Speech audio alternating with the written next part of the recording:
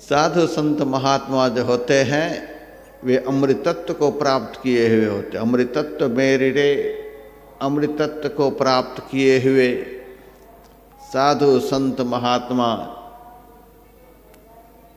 अमृत को प्राप्त किए हुए होते हैं, अमृत से छके हुए होते हैं, अमृत का पान किए हुए होते हैं। अमृत पान कर वे परम तृप्त हुए रहते हैं, छके हुए होते हैं। तो साधु संत महात्मा अमृत पान कर छके हुए होते हैं, उनकी आत्मा तृप्त रहती है।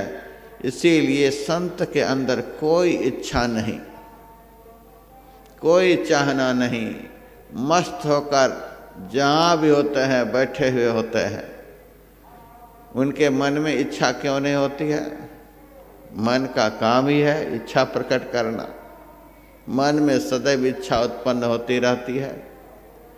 सुबह से शाम तक में हम अपने ऊपर ही विचार करके देखें कितनी इच्छाएं हमारे अंदर में उत्पन्न होती हैं।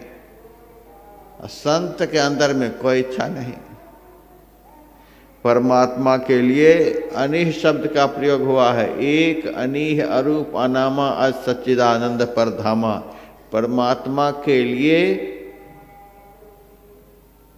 उनके स्वरूप निर्णय में जितने शब्दों का प्रयोग हुआ है उतने ही प्रयोग संत के स्वरूप निर्णय में धर्मशास्त्रों में हुआ है। परमात्मा के लिए कहा गया एक अनीह अरूप अनामा अज सच्चिदानंद परधामा। जितने विशेषणों से विभूषित परमात्मा है उतने ही विशेषणों से विभूषित संत होते हैं। खट विकार जित अनघ अकामा अचल अकिंचन सुचि सुख धामा। अमित बोध अनीह मित भोगी सत्यसार कवि कोविद जोगी। संत के लिए भगवान ही कहते हैं अनीह। संत इच्छा से रहित होते हैं और भगवंत के लिए संत कहते हैं एक अनीह। भगवंत संत की बड़ाई करते हैं, संत भगवंत की बड़ाई करते हैं। ये दोनों एक दूसरे की बड़ाई करने से आघाते ही नहीं। संत के मुंह से सदैव भगवंत की बड़ाई होती है।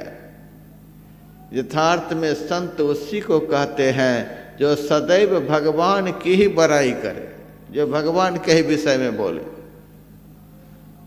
जो दिन रात भगवत चर्चा ही करे, भगवान के अलावे जिनको कुछ सुहाए ही नहीं। भागवत में लिखा हुआ ब्रह्मिष्ठा, जिनकी निष्ठा एकमात्र ब्रह्म में हो। काहू से न रोष तोष, काहू से न राग द्वेष, काहू से न बैर भाव, काहू से न घात है, काहू से न लेन देन, काहू से न दुष्ट बैन। ब्रह्म को विचार तजी और न सुहाता है। ब्रह्म विचार को छोड़कर, ब्रह्म चिंतन को छोड़कर जिनको कुछ अच्छा ही नहीं लगता है।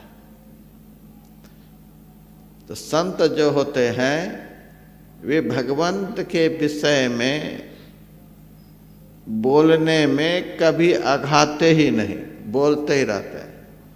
तो संत के मुंह से सदैव भगवंत की बड़ाई और भगवंत के द्वारा सदैव संत की बड़ाई होती है। आप रामायण को पढ़िए और भी ग्रंथों को पढ़िए, भूरी भूरी प्रशंसा संत की भगवान करते हैं। अमित बोध अनीह, संत अनीह होते हैं, इच्छा रहित होते हैं। अब भगवंत एक अनीह। भगवान दो नहीं है, ईश्वर दो नहीं है, एक ही है। और दूसरा नाम अनीह, वे इच्छा से रहित है। इच्छा से रहित इसीलिए हैं कि इच्छा शक्ति जिनमें होती है वे ईश्वर में होते ही नहीं।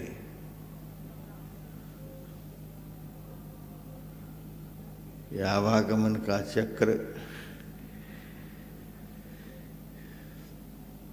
जिनके कारण अंदर में इच्छा उत्पन्न होती है, वह कारण ईश्वर में है ही नहीं।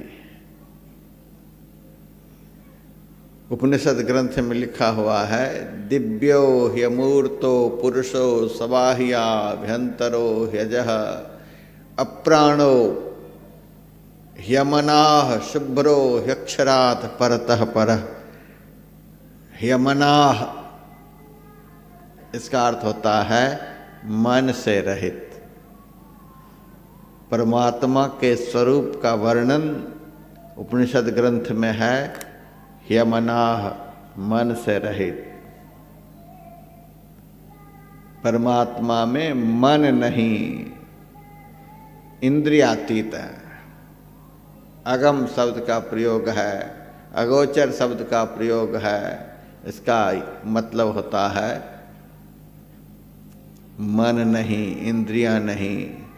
मन में ही इच्छा उत्पन्न होती है। जब तक मन है तब तक हमारे अंदर में इच्छा है, यह चाहिए, वह चाहिए, वह चाहिए।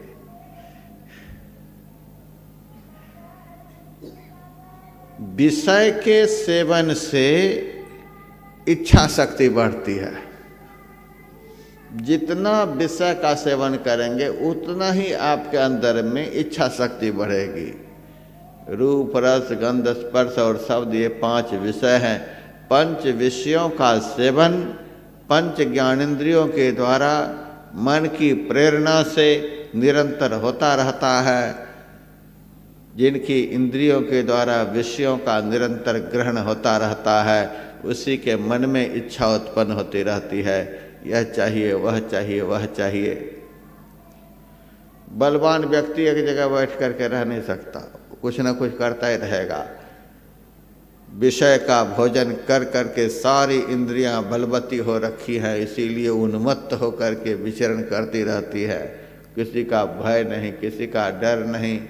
भय डर तो होता है आत्मा से, इसको आत्मबल क्षय हो चुका है, विषय भोग से इंद्रिय बल प्रबल हो चुका है।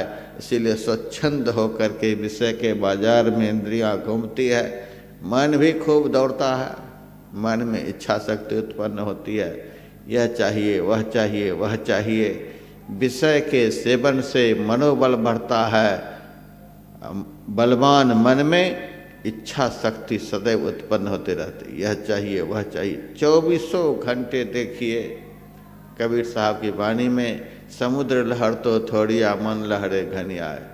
समुद्र में तो बहुत कम लहर है, लेकिन मन के अंदर तो इच्छा का तरंग, इच्छा की लहर इतनी है कि इसका कभी अंत नहीं होता है। गहरी नींद में मन नहीं रहता है, स्वप्न में मन रहता है, सुषुप्तावस्था में मन नहीं रहता। इसीलिए सुषुप्तावस्था में कोई इच्छा नहीं होती है। सुषुप्तावस्था में केवल चित्त इंद्रिय रहती है। स्वप्न अवस्था में मन, बुद्धि, चित्त, अहंकार रहता है। तो स्वप्न में भी मन में इच्छा होती रहती है। स्वप्न संसार में भी मन बहुत कुछ चाहता है।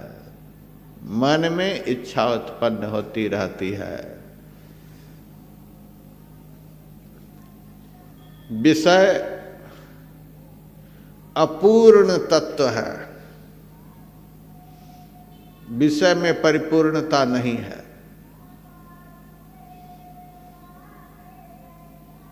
यह संसार पंचभूतात्मक है, इसकी उत्पत्ति हुई है, इसका नाश होगा, इसलिए यह पूर्ण नहीं है। संसार अपूर्ण है और संसार में 5 विषयों की प्रधानता है। संसार में उत्पन्न जो यह 5 विषय है, जब इसको उत्पन्न करने वाला ही अपूर्ण है, तो अपूर्ण से जो उत्पन्न होगा वह कभी पूर्ण हो नहीं सकता है। अपूर्ण से अपूर्ण की उत्पत्ति होती है, पूर्ण से पूर्ण की उत्पत्ति होती है। अपूर्ण संसार से अपूर्ण विषयों की उत्पत्ति और अपूर्ण विषयों के सेवन से इंद्रियां भी सदैव अपूर्ण ही रहती हैं। रूप को देखते देखते मरने पर आ गए तो भी रूप देखने की इच्छा खत्म नहीं होती है। रूप देखने की इच्छा सदैव अपूर्ण ही रहती है। मरते दम तक आदमी देखना चाहता है। रूप विषय की इच्छा खत्म नहीं। सुनते सुनते मरने पर आ गए फिर भी सुनने की इच्छा खत्म नहीं। बोलते बोलते मरने पर आ गए फिर भी बोलने की इच्छा खत्म नहीं। भोगते भोगते भोगों ने ही हमको भोग लिया फिर भी भोगने की इच्छा खत्म नहीं। ये पंच विषयों को भोगते भोगते मरने पर आ गए फिर भी भोगने की इच्छा खत्म नहीं होती। इसका मतलब क्या है? यह अपूर्ण है, इसीलिए इच्छा पूर्ण होती ही नहीं। अपूर्ण के सेवन से कभी इच्छा खत्म नहीं होती है। परमात्मा पूर्ण है, इसीलिए साधु संत महात्मा जो होते हैं उनमें कोई इच्छा उत्पन्न नहीं होती है। परमात्मा पूर्ण है, पूर्ण को प्राप्त कर लेने के बाद इच्छा पूर्ण हो जाती है,